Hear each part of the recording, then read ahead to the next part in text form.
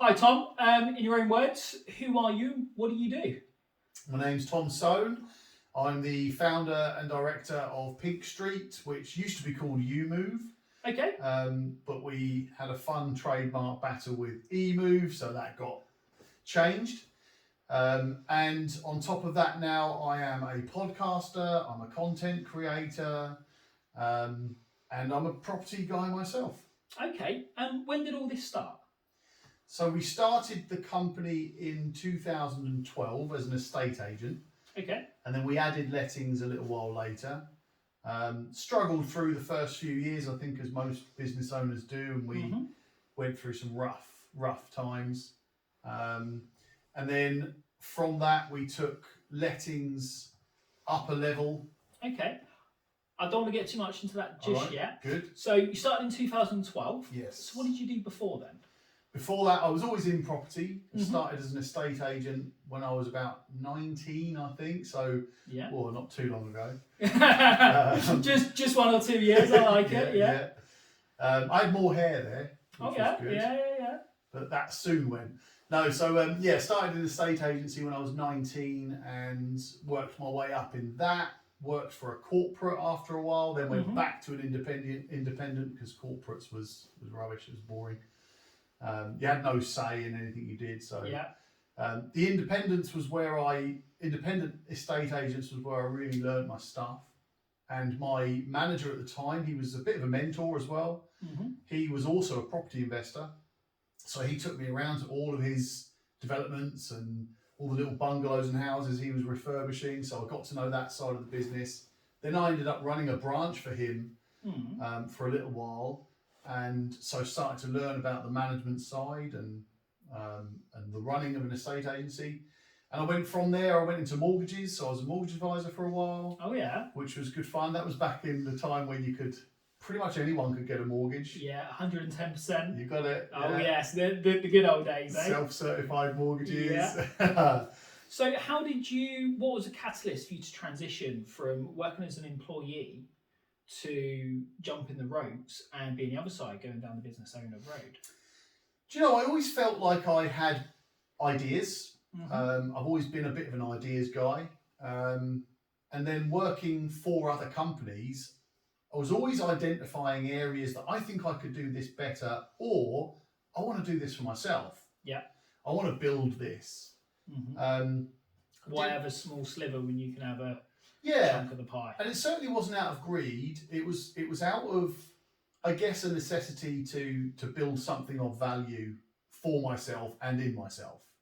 So I didn't realise back then, but now I realise what my motivators are. But back then I thought, I just want to make a business because I just want to be a businessman. I think I can do it better myself. I think I can make all this money and I think I could have all this status and image and all of that. So yeah, that's what dragged me away. And I was constantly trying to present ideas to my old companies. Give you an example. Would you believe that probably around 2002, 2003, this is when Rightmove really started coming about. Wow, that's early internet years. Yeah, well, when Rightmove first came about, really. Yeah. I saw this, and then all of the companies that I started seeing started advertising on Rightmove.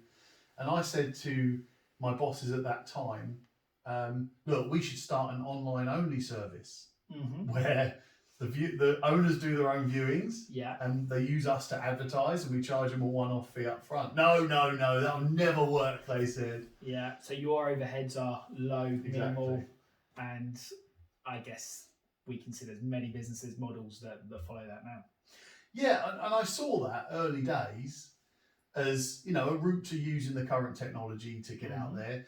I mean, as it happened, that's how my estate agency first kind of started, because I also saw a weakness in the national online agency model.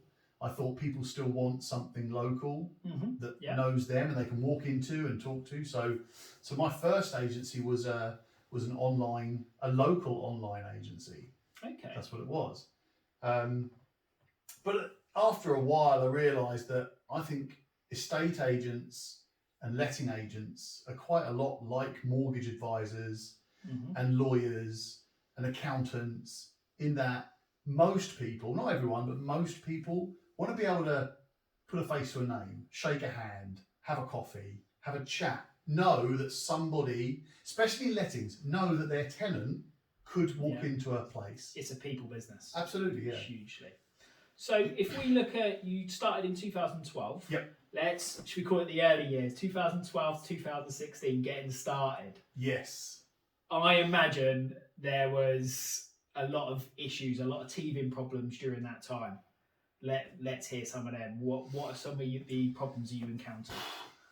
Just some of them, yeah. Please, you be as open as you like.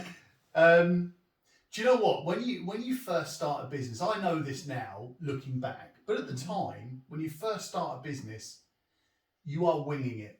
I don't care what anyone says. You can write the best plans in the world, but you're winging it. Mm-hmm. And so when we first started, we very quickly realised that we didn't have enough customers paying us enough money to make any sort of income. But at the time, we didn't care. So we were just running with it, trying to get as many customers as we could, not really thinking about the rest. Mm-hmm. We got our first customer, and then we thought, shit, what are we going to do now? You got no systems in place to deal with them. Right. Quick, let's get a Rightmove account. Okay, brilliant, sort that out. Yeah. Right, what are we going to do now? Shit, we need an email address. Oh no, we need a website, Yeah, So we quickly did all that. Yeah, We just made it as we went along. So were there any employees at this time, No. or these are all business partners? This is just me and Jodie at this point. Oh, okay. Yeah. Perfect. So so the problems that we very quickly came across were, apart from the ones where you just solve the problems very quickly, Yeah. what you realise when you start a business is that it is just problem after problem after problem after problem. Mm-hmm. And at the time, you see them as a bit of a negative, and you see them as a bit of, oh God, next thing to sort out, next thing to sort out. But when you switch your mindset to seeing them as, okay, here's the next problem. It's just a problem to be solved. Move on to the next. But in that first year, when you realise that you've probably paid yourself a total of about $5 or $6 grand for the year. And I imagine there's some long hours in those weeks as well. I mean, I think I was working 12, 13, 14 hours a day. Mm-hmm. And everything relied on me. Everything was dependent on me. If I stopped, nothing would happen. Okay. So it was pretty tough to then realise I need some more money. And I'll give you a story, actually. Me and Jodie, we were going back into the early days. We were so poor that we scrounged around the office to try and find some money for some lunch. And we found £1, and we went to Tesco and bought a £1 microwave meal and shared it. Oh, no. This is how it went. It was tough. terrible, yeah. Oh, I love that. And it got worse, to be honest. From that, we went, we were making little bits of money here and there, but then it was gone quickly because you're paying for rent, you're paying for computer system, broadband and website and all that, everything you've got to pay out for. And we just never seemed to make any money. And then you get your tax bills come in, and then you get your next month's rent come in, and then you get your next Rightmove bill come in. And we struggled. And, a couple of times we had bailiffs coming and hitting the door and trying to take the staff. And I remember squaring off at bailiffs at the door going, you're not coming in there, you're not taking my stuff. And you're a big man, so I imagine that was quite confrontational. But it was almost like a desperation because I didn't want them to take the stuff. I knew that we had to pay this bill, we had no money, we had nothing.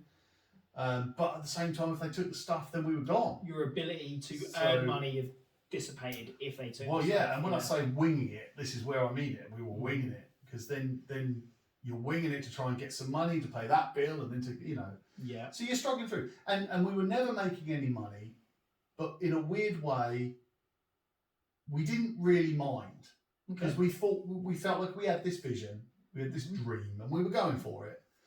And then, actually things got worse in that you start to, when you do get bigger, we took on a member of staff, and then that was fine. We started going a bit better. Then we took on a member of staff, that's another expense. Yeah. And then a little while into that, paid the staff a bit late, and that was difficult because, your staff depend on that. Of course. And there was nothing. So we were going to the banks asking for money. We were asking our families for money just to pay the staff for that month. Got that done. Then the next month, we've got to pay that back. And we've got to also pay the staff again, also pay the rent. So Just spirals. it was hard work, but in another way, I feel like I'm not from money, so in a weird way, you've got to get through that to learn where never to get to again. Yes. Do you know what I mean? Yes. And I look back on I do. yeah. I mean, at that time, it was hell on earth. I'll be honest with you, it was terrible. And you're walking into an office, you're greeted by staff that hate you, that think that we've just got money sat around.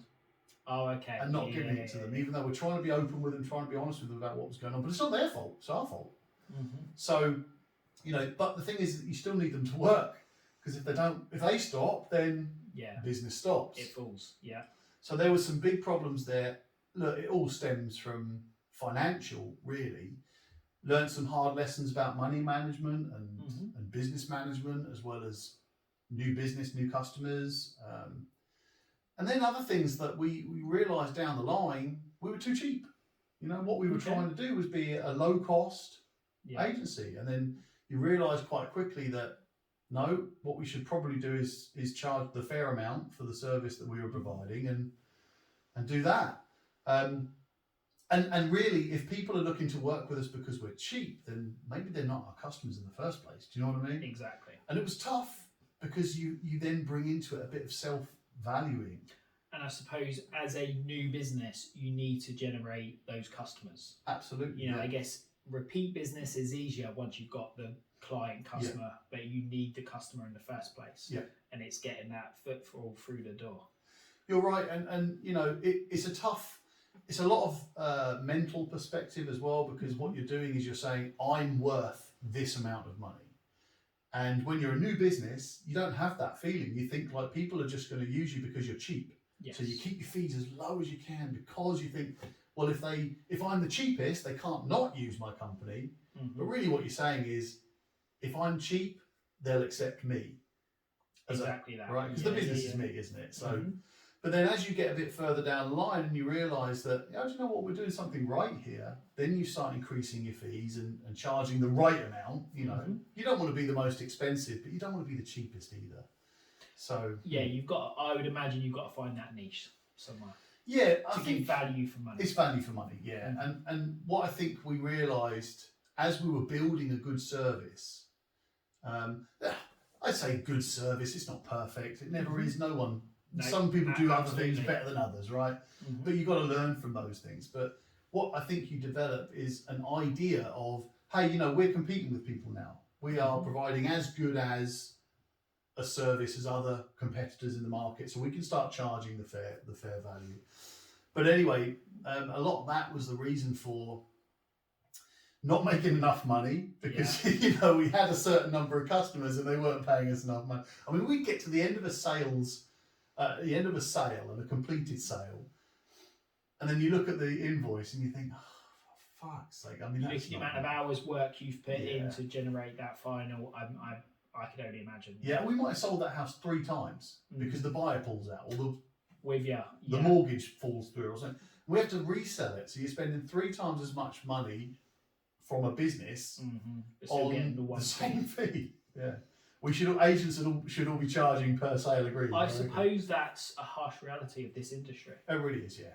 Absolutely. So, was the catalyst to you business becoming more successful upping your fees? Was that the catalyst that implemented? Probably not the fees directly, but it's probably more the mindset of the business person. So I think I certainly I transitioned from, first of all, employee to business owner wannabe. Yeah. And then I went from business owner wannabe, those first 6-7 years was all about learning to be a businessman. Okay. And then I started my journey as a businessman. So are we talking between the years of 2016 to 20 now, are we? So we've gone through our initial setup with you. And off camera, you mentioned to me about 3Ms? Yeah. So I've done a few talks to other business owners recently, actually. I've just been asked to do these things. And so someone gave me a bit of advice to say, look back on what you've done to get to where you are and make yourself a 45-minute presentation out of it. So I did, and I was looking back on everything I did, and I managed to separate it into 3 M's, and it's money, machine, and mindset. Okay. In that order. Yeah. So, and it was concreted by a few other businesses asking me for a bit of advice and help. So I broke it down into those 3 things. And the first thing I looked at on their businesses was what I looked at my business. So first of all, the money side, in that you've got to get the money right. Yeah, you've got to be profitable. Got to be profitable, yeah. You're gone. And that sounds really obvious, but actually it's got a real bit of content with it, because what you've got to do is work out how much money you are earning and then drop your expenditure to enable you to make profit from that. Yes. And so many people that I've spoken to spend money on things like marketing, but it's what I would call hopeful marketing.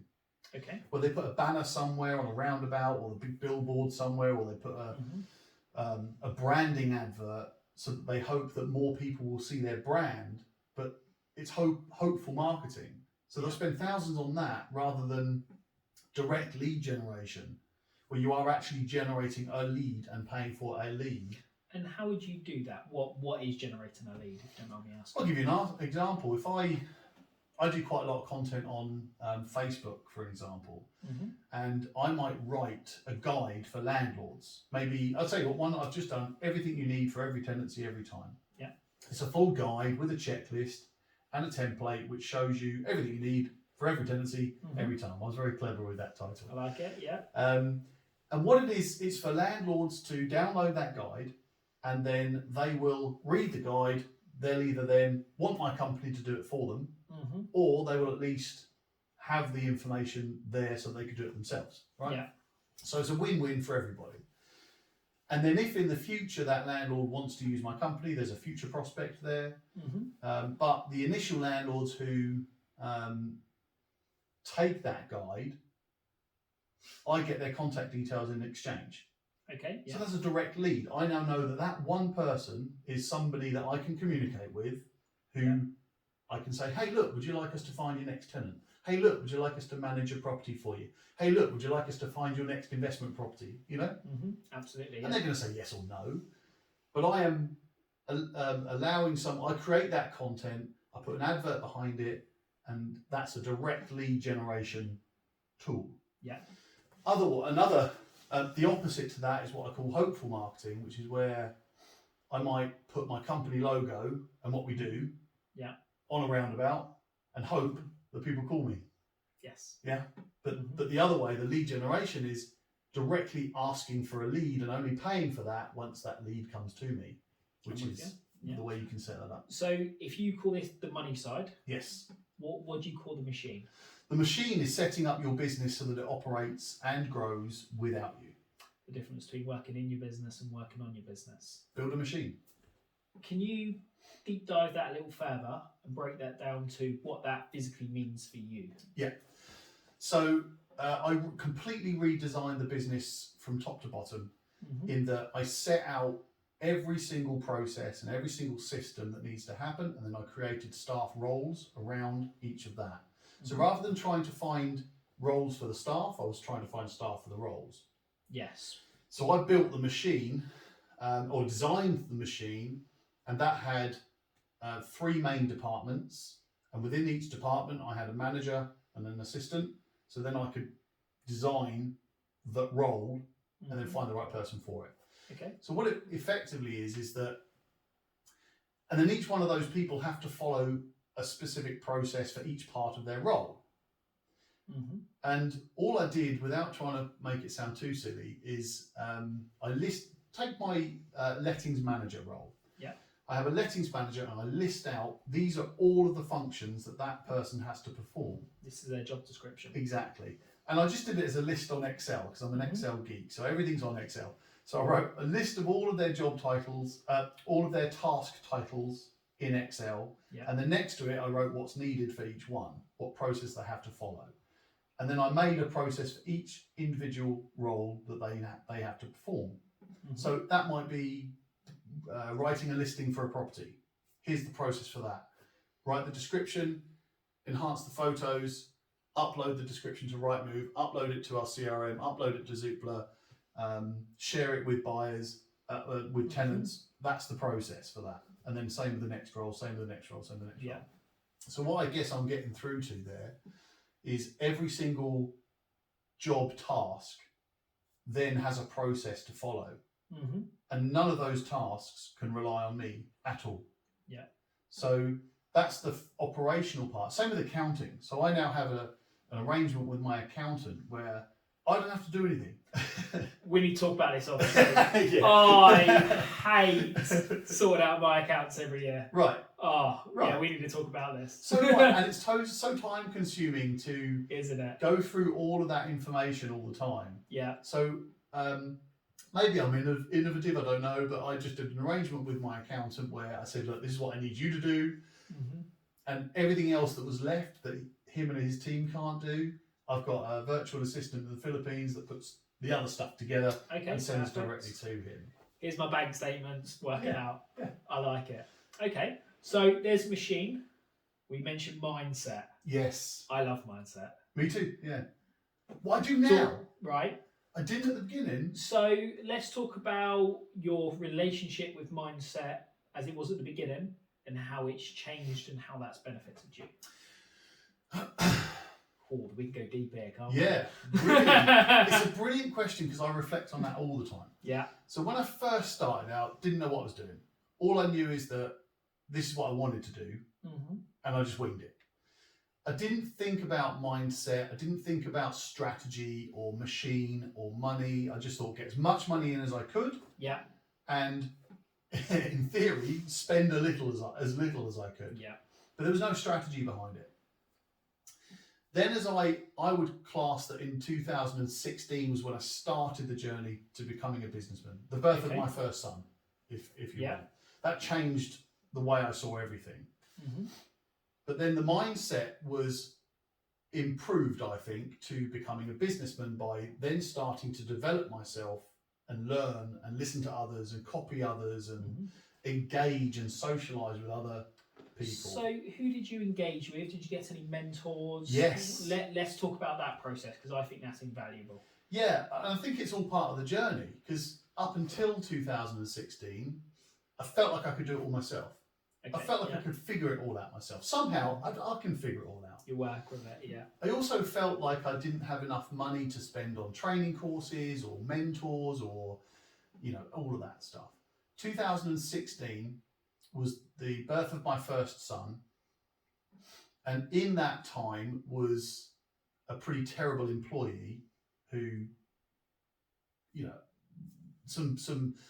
something happened. Things went wrong. Business got stitched up, and that was that. And I was at a bit of a rock bottom at that point, thinking I got offered a great job by a very well-known corporate estate agent, and could have done very well out of that, but it's just not for me. Anyway, so I was scrambling around trying to find answers, still in the mindset of thinking I could figure it all out for myself, but also now at rock bottom, desperately needing help. So I spoke to a friend of the family, David Pike his name is. Okay. And he was a very successful businessman. He's 85 years old now. Mm-hmm. And I sat down with him, and my initial plan was to try and get him to invest. Right? I like it, yeah. But it very quickly occurred to me that he wasn't interested in doing that. So I just thought I'm just going to sponge whatever I can here. Yeah. And I've done that ever since. But I sat with this guy, and I was telling him my problems. I said, I've poured my blood, sweat and tears into this. My business is my baby. And how can this person do this to my company? And how come my company's failing? It's not making enough money and people don't like my company. I was really having a hard time with it. And he's looking at me like this. He's going, Tom. Your business is not your baby. He's like this. Your business is not your baby. He said, your business is nothing more than a vehicle designed to extract money from people. And I went, oh, okay, all right, that sounds harsh, right? It does, yes. And then he said, no, you can do that in a very honest way, but that's all a company is. A company is just something which is designed for people to spend money with. Of course it is, yeah. That's it. Anyway, I've adapted that phrase over the last few years, but which is what I said to you earlier, your business is nothing more than a vehicle designed to operate and grow without you. Yeah. or designed to make profit without you. However you I want to mean, say you it. look at someone like Richard Branson, Right. Richard Branson and Virgin. You know, you associate the two. They are the marketing there is fantastic. Exactly, and that's all a business is now. So that was the first time I went, oh my god, all this stress and pressure that I'm putting on myself to try and figure it all out and do it all and all that. And that's when I thought slightly differently about things. I thought, right, the reason it's not growing is because every single part of that business is totally reliant on me. Yeah. So therefore, it can only operate as much as I can operate. It can only grow as much as I can grow it. Mm-hmm. So I made this promise to myself that I wasn't going to do that, that now I was going to put everything on. I was either going to automate everything, because I still didn't have money, so I couldn't bring on a load of staff or spend loads of money on everything. So I tried to find ways to simplify everything, automate everything. So we're kind of back to the machine part here, but simplify everything, automate everything, outsource everything that I possibly could, so that I could concentrate on doing what I do best, which is probably the marketing side and the business designing and growth and strategy, that sort of stuff. So then there's the mindset kind of overlaps with that business, because that was a real difficult thing to do, to let other people do things for you. And it was more that I was scared that it was going to fuck up. I was scared that if I let that person do it, they're not going to be able to do it as well as I can do it. Yeah. Or they're going to make a mistake. And you've got to accept the fact that inevitable, someone's going to make a mistake at some point.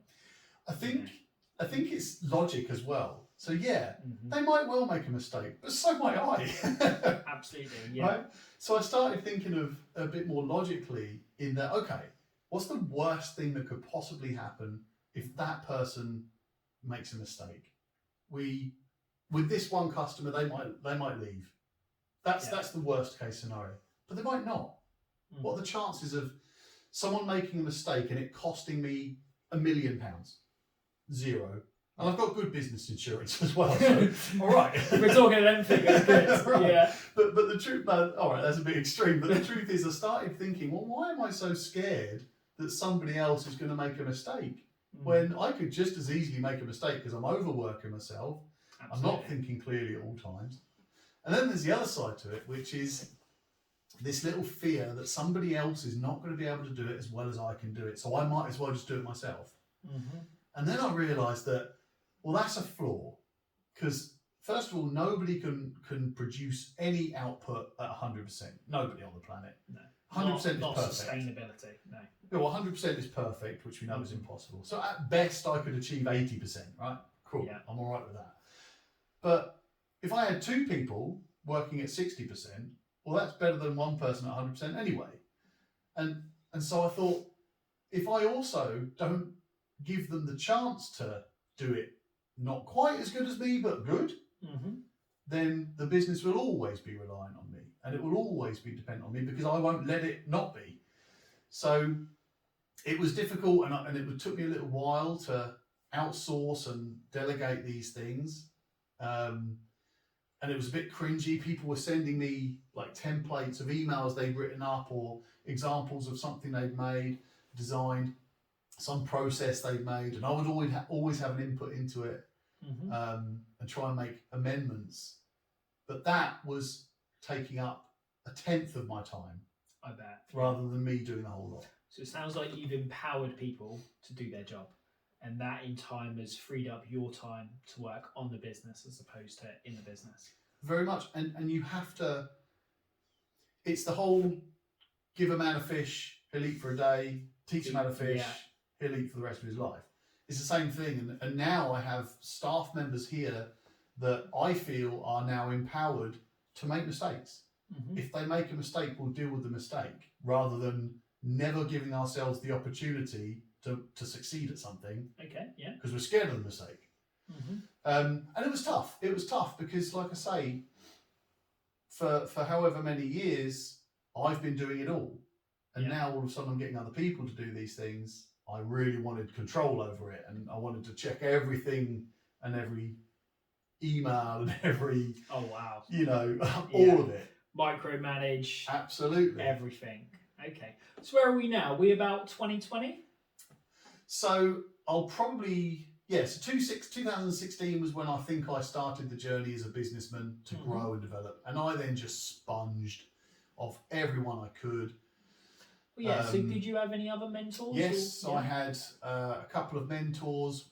One was a very successful businessman I think he's probably borderline autistic or something, but his brain just works in a different way to other people's, and gave me a perspective of pure logic and mathematics and calculations, and so I sponged off him as much as I could. I would have marathon meetings with him where I'd go over there at lunchtime and then finish at 6 in the morning. Oh, wow. And we just go through I supplied some food and drink. He did, yeah. A lot of it. Yeah. But yeah, and really I was just loving it because I was absorbing all this information and advice and things like that. So that was a great mentor of mine. And then another mentor was a lady who basically had built a business that I want to build. Okay. Within the lettings world. And she's a real powerful woman, very intelligent, very smart, very business savvy. And again, same thing. What I did, I just absorbed, but also I copied. Yeah. You know, I'm a letting agent. I'm not reinventing the wheel here. And I was about to say, there's very few people who do reinvent the wheel. Right. Someone somewhere, someone has done it and probably wrote a book on it. And I just copy them.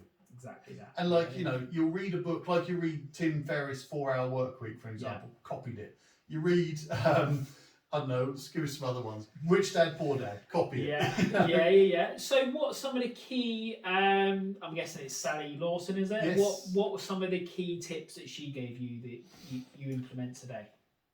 Where do I start? So Sally was very lettings focused, but is also the progression of the lettings strategies was then the businessman strategy, the CEO mentality and things. So a lot of Sally's strategies were about improving your efficiency and profitability and generating new customers and structuring business and acquisitions and things like that. So, and again, Sally was my first proper mentor. The first one that I subscribed to, I joined the group, I pay a decent amount of money to be part of that. But I mean, it's paid for itself 10 times, you know. And that's what you want. Yeah. It's really leapfrogged you. And this autistic mathematician guy, what are some of the key takeaways that he's taught you? So if I'd have had some advice that said take yourself out of the business, then he was the one that took that to the extreme. Okay. So now for me, business is just a calculation. It's all calculations. They're all just problems and answers. There's all just questions and answers. And that mindset enables me to see a problem for what the problem is rather than my fear of the problem. Yeah. Right? So takes emotion out of the problem. Yeah, absolutely. Yeah. 100% out. Is there an example you can give of that? Well, I'm putting you on the spot now, aren't I? No, well, yeah, there's loads. I'm trying to index my mind through it all. Yeah. But you're absolutely right. It's okay. So I can't really think of one specific example, but I can give you a general example, which probably answers the question. Yeah. So when look, I assume most people watching this are going to be business people. Yeah. Right. So we all have a problem. We all get a problem most days. Sometimes you've got a tiny little problem you just need to find a solution for. Sometimes you've got a big problem, someone's taking you to court, or someone's trying to, I don't know, you're going to lose some money somewhere, or something's going wrong, you lose a customer. So when I am brought a problem, the first thing I do is work out the worst case scenario. Okay. What's the worst that can happen in this situation? Now, it might be that a customer takes my company to court, and what is that going to look like? What's the compensation I will have to pay out if I lose this case? Yeah. I think this is the worst case, right? You know, we've made a mistake and the customer's going to take us to court for $5,000, let's just say. So now I know my worst case scenario is $5,000. Not that this customer's taking me to court. Not that they might hate my company. None of that. It's £5,000. Yeah. That's it. That's the worst case. Best case scenario is that I might have to make an apology to this person on behalf of the company and give them £200. Okay. Maybe a few months management fee for free, something like that. So this is my best case and worst case. So in that instance, I know we've made a mistake. It's going to cost me either £300 or £5,000. Okay, I'm still going to be breathing after it. I'm still going to wake up in the morning, give my kids a cuddle, you know, make them some breakfast and come off to work. That's it. Okay. So, and I'll also relate it to property investing, which you know very well. If you've bought a property, you work and something goes wrong, you work out, right, what's the worst case scenario, what's the best case scenario? Yeah. And just put a number on it. Because numbers aren't scary, but the fear of things going wrong is. Hugely. Right, so it's the unknown. Exactly. So then make it known. And so if you're doing a house and, you know, your survey comes back and there's a ton of damp, right? Now, a lot of people worry about those things in advance, but now you're an experienced property investor, you'll say, all right, that's going to be £3,000. Okay. Yeah. You now know that that's gone. You don't want it. You don't want to spend £3,000. But you've got to factor that in. Yeah. But now you know. Calculations. And it's the same in business, in that everything's a problem, and once you solve the problem, you get another problem, and then the next problem. You should always look forward to the solution rather than worrying about the problem. So now I do exactly that. When there's a problem of any kind, I work out worst case scenario, best case scenario, and put a number on both. And then they're not scary anymore. Yeah. So how have you, so where you've taken yourself out of the day-to-day running of the business, you're working on the business, that must have incurred a lot of teething problems as you've gone. Only in me. In what sense? It was only me not allowing that to happen 100%. Oh, okay. Yeah. Because look, if you employ people, they're human beings and they're probably not dumb monkeys that are going, I don't know what to do. They're probably just human beings that have their own ideas, their own intelligence. And if you let them to their own devices, they can probably solve things for you. But I think the time that people make the most mistakes are when they are scared of your repercussion. Absolutely. Right? So people maybe won't take an action because they're worried about getting it wrong, because they're worried about me jumping up and down on them if they do get it wrong. But actually, if you allow them to get it wrong and you give them the parameters of how they can get it wrong. So for example, my team know that if we make a mistake, and we do make mistakes, same as every other company on the planet, that they know that if they can fix it within a certain financial amount, again, just put a number on it. Yeah. If they know that they can just fix that problem by giving the customer back a couple of months management fee or whatever, just do it. They don't need to ask me, just do it. Now they then don't have a fear of messing up because they know that they can fix it if they need to. They also have to report that. They have to report that they've made a compensation of some kind, but it gives them a little bit of freedom to take action. And then if they take action and it's the wrong action, then I've got the opportunity to train them. Yeah. But if they don't take action, they might not make a mistake, but there's no opportunity to train them, and then the business is still relying on me. I guess it's all about lessons learned. Mistakes are inevitable. It's how you learn from them and then implement things to, let's not say eradicate them happening again, but certainly reduce the risk of them happening again. Exactly. And you know, people are people in the same way that, if you're the business owner, then if you weren't allowed to make any mistakes, then you probably wouldn't do anything. And it's the same for staff. If they're never allowed to make mistakes, then they probably won't do anything. I bet. Tom, what are your short-term goals for this year? So for this year, we've got something we're calling Project 100, which is that we're bringing on 100 new properties into the business under management. I also have one more acquisition in the pipeline that I'm hoping to agree. And we've also launched at the beginning of this year, we launched our property broker, which is, in a nutshell, sourcing properties, but rather than me going out sourcing all the properties, I've got a network of sourcing agents around the country that provide off-market properties for investments. That's amazing. And what about your medium to long-term goals? And what's your, dare I say, your exit strategy, if there is one? What's your What's your aim?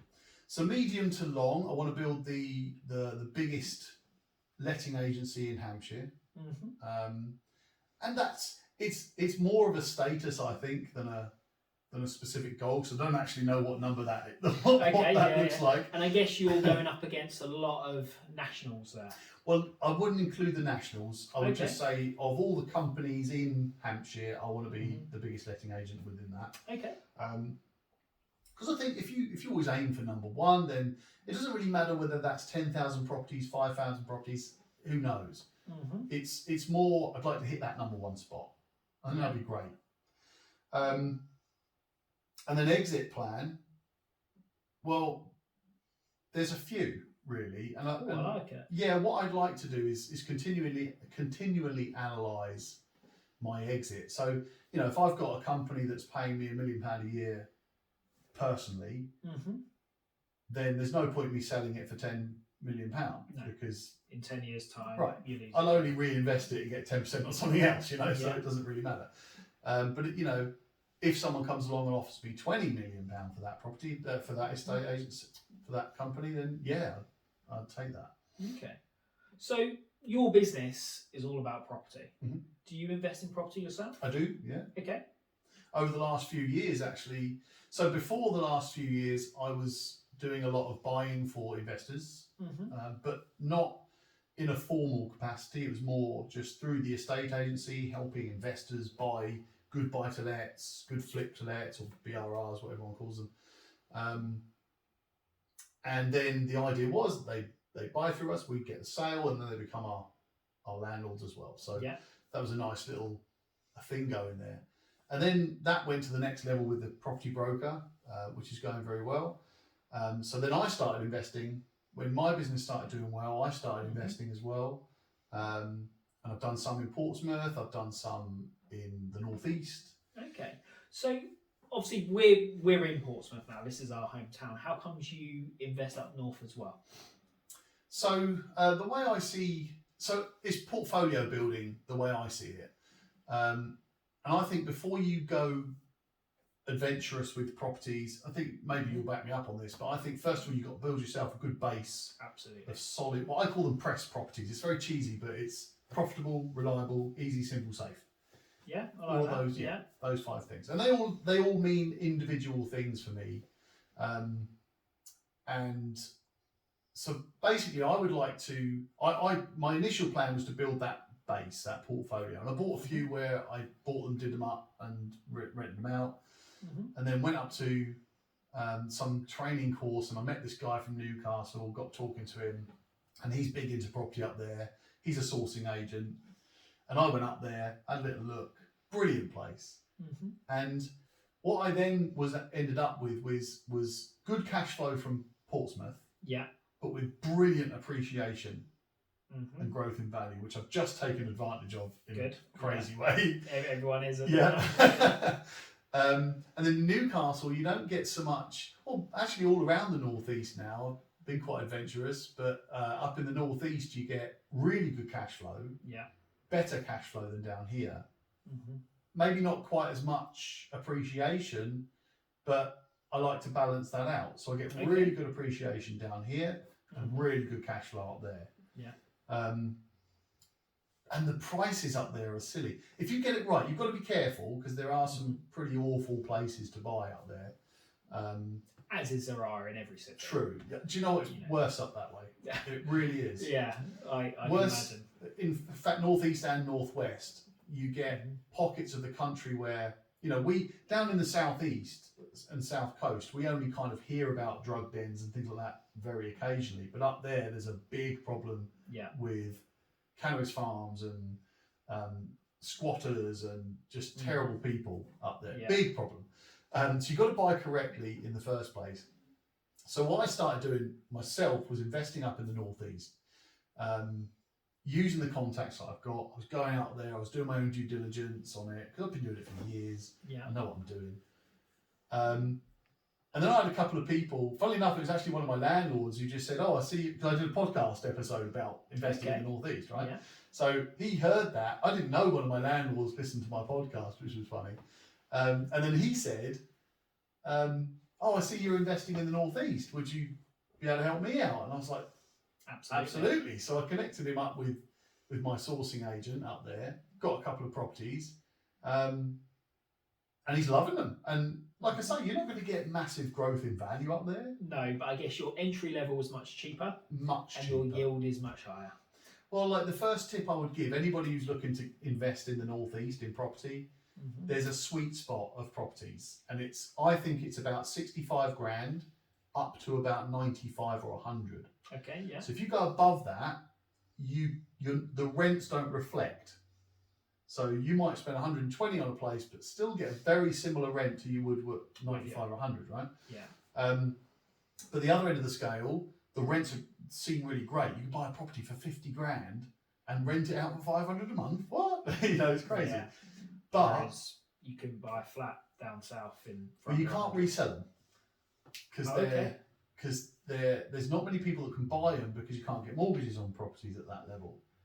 Most mortgage lenders will lend a minimum of 50 grand. Yeah. So when you're talking about 75% loan to value, it's difficult to get a mortgage on that property. So that means you've got less people that would ever need to buy it if you needed to exit. So if you ever need to release that cash, then you're limited on sale. But you're also limited on the types of tenant you get in there as well. Someone you don't want, let's just say. Someone you don't want. Yeah, so that makes sense. 65k is great for mortgaging. It's a good area because you can get above the minimum requirement. And the rents at 65k are brilliant. Okay. 90 or 95k, you're looking at rents of 600, 650. Nice and easy. Maybe more if you buy them right. Okay. How do you find that impacts your time though? You've got perhaps not so much now, but I imagine certainly in the early days investing up in the likes of Newcastle, you've got to go there and physically pave the streets, see where you're buying, and I thought that, but actually not. Do you know what I realise is that if you get the right people in the right place, then they can do it for you. So if I buy a house in Newcastle and I get it done up and then rent it out, well, I don't need to be there. No, you don't. Right, so I get a video. They send me a video walkthrough, photos of the place, and I give a bit of advice if I need to on, let's replace the carpets, walls, kitchen, bathroom, standard stuff. But really, they already know what they're doing because they've been doing it many times. Yeah, that's what they do. So on the first few, I went up there.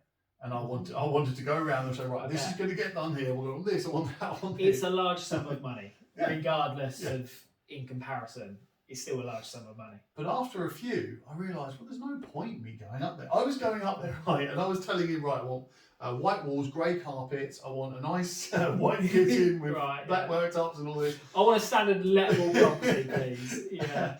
And I noticed, so the first realisation of all of this was when he showed me, after I'd explained what I wanted, after I'd driven 7 hours or something all the way up there, after I'd been around the properties and told him what I wanted, he showed me examples of all the other ones that they've done. It was basically exactly what I just asked for. So I just said, do you know what?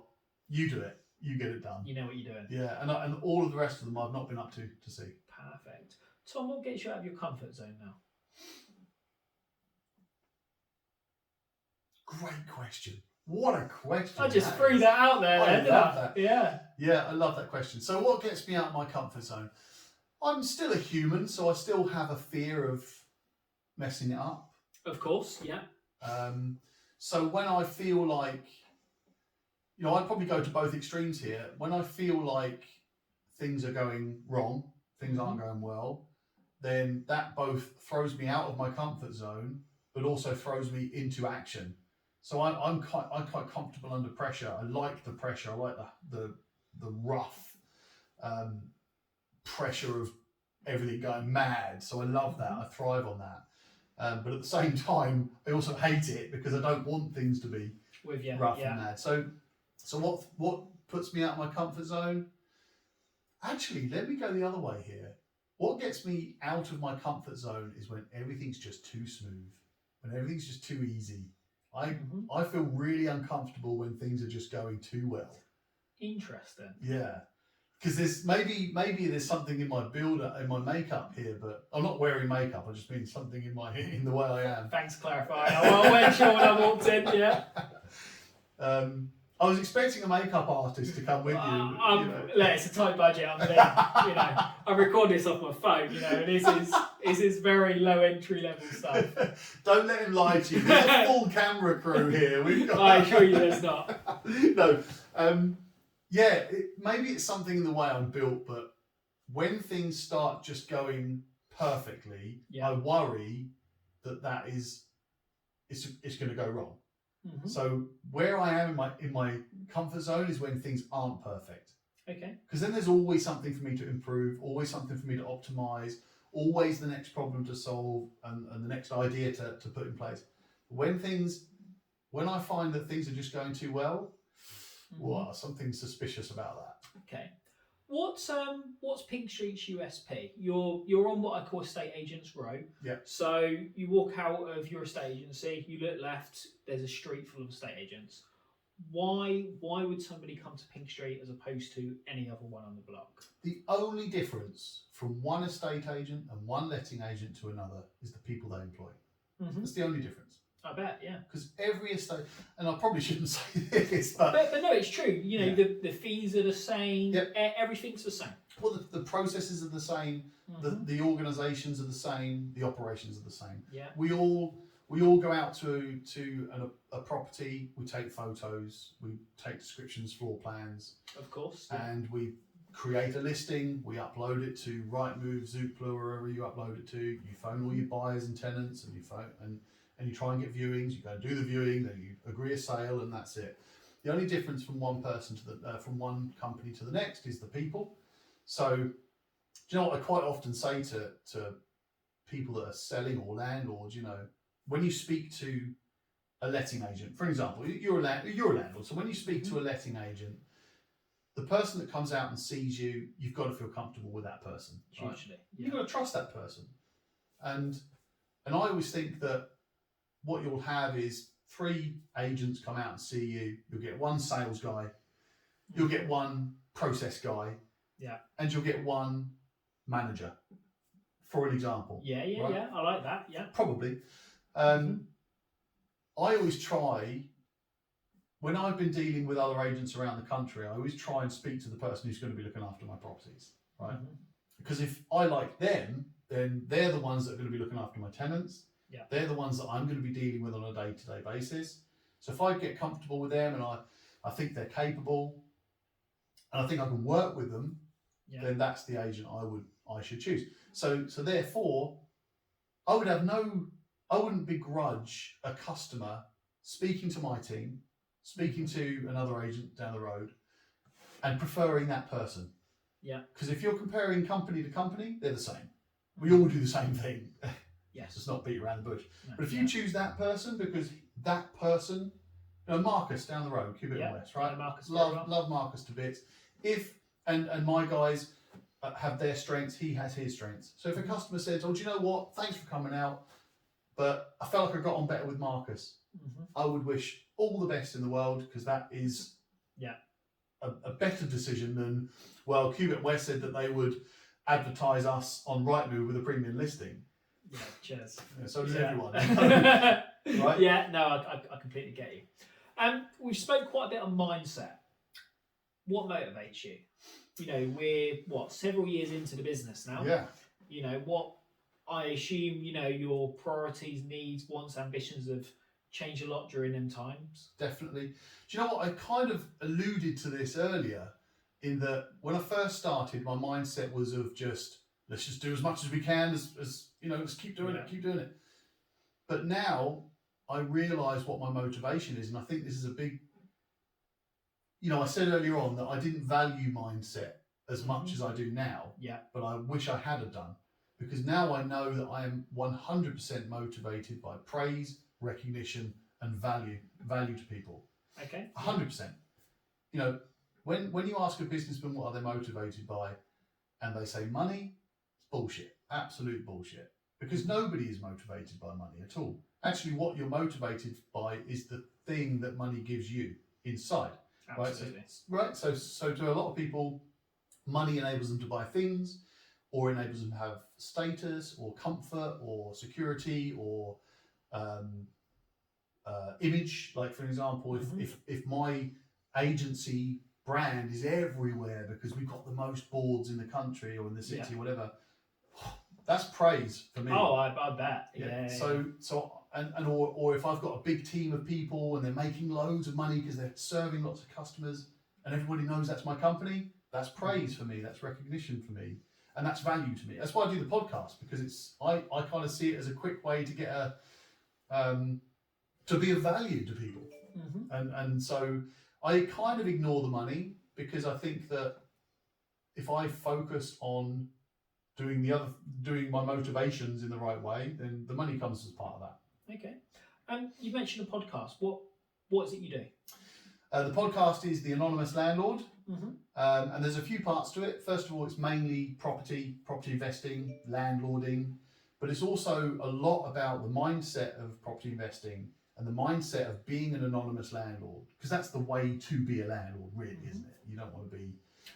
Let's just stand with arrow on that quickly. When you say anonymous landlord, yes. what do you mean by that? Okay, so if you're a landlord, or if you're a property investor, you didn't get into property investing so that you could be a tenancy manager or an account manager or contractor manager or a letting agent or anything like that.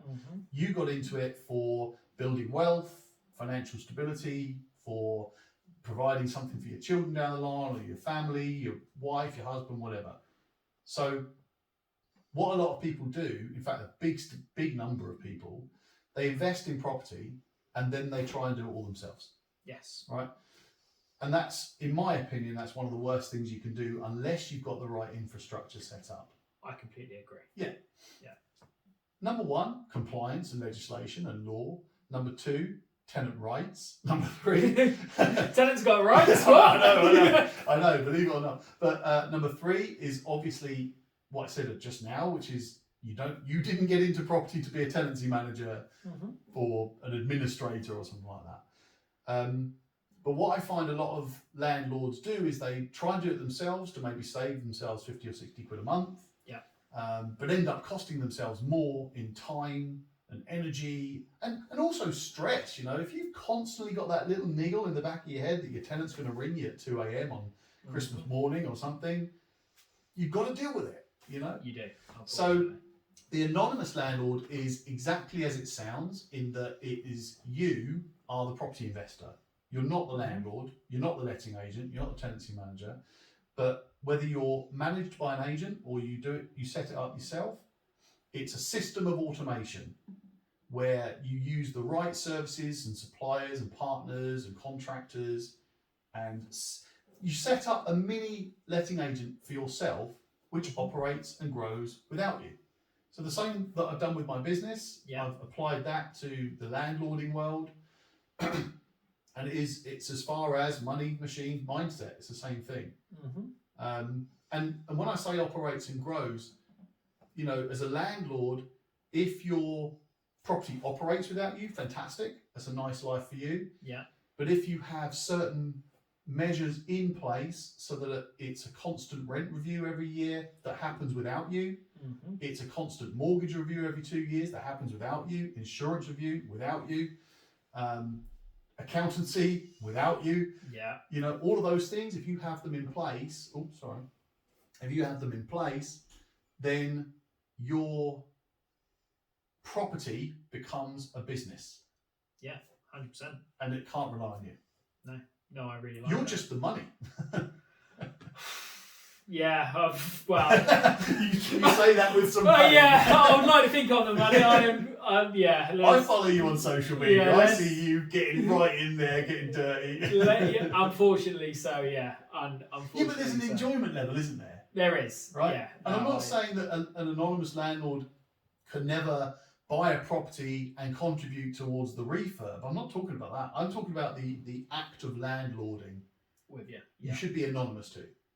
You know, if you love going around smashing walls out and painting and ripping stuff down, crack on. Because that's a different thing. Definitely. So where can people find this podcast of yours if they want to see or know any more about you? Okay, probably the best place. I mean, it's on Apple, it's on Spotify, it's on Google Play, and it's just called The Anonymous Landlord with Tom Soane. Outside of that, I do quite a lot on YouTube. Loving TikTok at the moment because it means that I can do all my content in little 1 to 3 minute videos. Okay, I'm not cool enough for that. I've only just joined Instagram, to be honest. Right, fair enough. I'm somewhat late to the party. I'm not cool enough for that. Well, look, I mean, outside of all of those things, what I quite enjoy doing, I'm calling them discovery calls. Because like I said earlier on with the property thing, if you enjoy getting in and doing refurbs, get on with it. Enjoy it and do it as much as you can. You know, in business now, the reason I got into business is not what I ended up doing a few years ago. So I got into business and I was running around doing viewings and admin, dealing with maintenance, dealing with customers and tenants and that. I didn't get into business for that. I got into business because I love marketing, I love creation of business opportunities, and I love dealing with people. I love giving people advice and sharing my knowledge. And so I started doing it from a podcast where people would ask me if they could have a quick chat with me about some advice on property investing and being a landlord. So I do discovery calls. Amazing. And quite simply, it's a half an hour where you tell me your problem, or so for landlords, it's you tell me your problem and I'll try and figure it out and put a plan in place. Or if you're a property investor, I'll try and work out where you want to be, what you're starting with, what your preferences are, and I'll connect you up with the right people that can help you along your way. So, I do those. Those are quite cool, and you can book those on my Facebook page. Okay, yeah. Or you can just email me, Tom. What I do, I'll put a link to everything of you Perfect. on there. Yeah. There we go. Is there anything that you need help with that any listener could potentially? Yeah. Look, I love the idea of mingling with people that are where I want to be next. Yeah. Not, I used to think that I have to hang around with billionaires and 100 millionaires and stuff like that. But actually, my next goal is 10 million as a business operation. So I want to hang around sounds silly. Sounds a bit awkward, but no, I want to associate and talk and play golf with. Oh, if any golfers are out there, and look, I hate to sound like I'm using you, but do you know what? If you're anywhere between 1 million and 10 million, I'd love to have a game of golf with you. My treat. I might even do dinner and a couple of beers, but just so that I can talk, just some chat and absorb from you and learn about your experiences. And no, that's brilliant. And you know what? That is the best answer I've had to that question. I've asked a few, successful guys that question. That is by far the best answer. Lastly, Tom, what does the term entrepreneur mean to you? It means creator. In what sense? It means you create something that solves people's problems and you execute it in a way that doesn't involve you. That's amazing. Tom, you've been brilliant. Thank you very much, buddy. Appreciate it. Right, let's see if these were recording. No, Tom, that was great, mate. Thank you.